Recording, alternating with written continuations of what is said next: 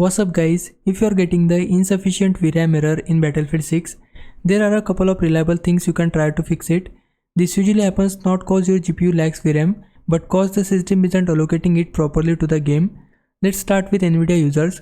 Open your NVIDIA control panel, go to Manage 3D Settings and switch to the Program Settings tab. Select Battlefield 6 from the list or add it manually by browsing to the games folder. Once it's selected, look for the setting related to super resolution, image scaling or anything that says the application control its own 3D settings. Change that so it uses the game's 3D application settings directly. This helps prevent VRAM limits from being applied automatically. After adjusting the GPU software, you'll also want to fix the Windows side. Go to the Start menu, search for Graphics Settings and open it.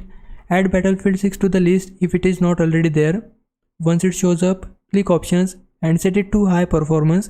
This tells Windows to give the game priority access to your GPU instead of assigning resources elsewhere. Once you have updated both your GPU control panel, whether it's NVIDIA or AMD, and the Windows graphics settings, save everything and relaunch the game. In most cases, the VRAM error goes away cause the system is finally allocating memory correctly.